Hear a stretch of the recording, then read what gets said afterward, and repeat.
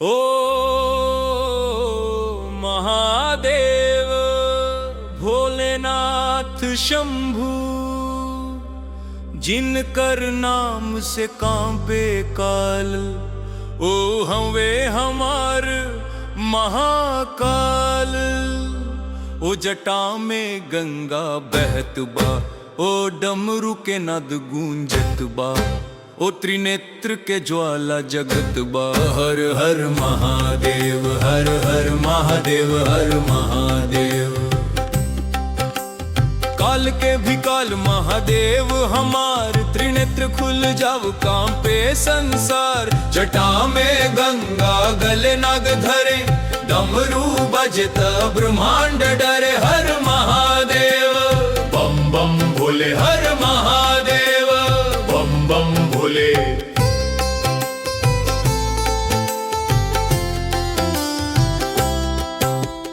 भस्म रमवले देह पर राख, भूत पिशाच लेवे जिनकर नाम।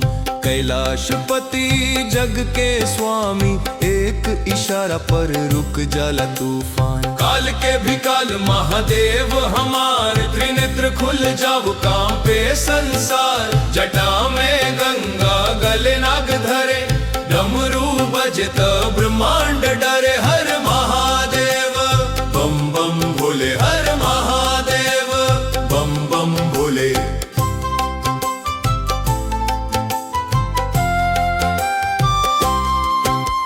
ना डरे केहू से साथ महाकाल, जे टकराई हो जाला बेहाल।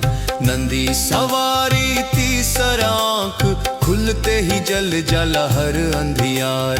काल के भी काल महादेव हमार, त्रिनेत्र खुल जाव कांपे संसार। जटा में गंगा गले नाग धरे, डमरू बजता ब्रह्मांड डरे। हर महादेव बम बम भोले, हर महादेव बम बम भोले।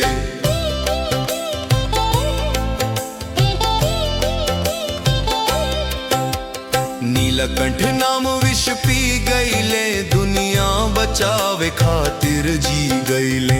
देवों के देव सब कर सहारा, भक्त पुकारे आ जाहो हमारा। काल के भी काल महादेव हमार, त्रिनेत्र खुल जाव कांपे संसार। जटा में गंगा गले नाग धरे, डमरू बजत ब्रह्मांड डरे। हर महादेव बम बम भोले, अब महादेव बम बम भोले।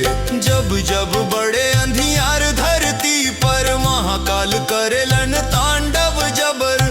डमरू के नाद गूंजे संसार, नाम ले शिव के कटे हर भर। हर महादेव, हर महादेव। जय शिव शंकर, जय शिव शंकर, जय शिव शंकर, जय शिव शंकर।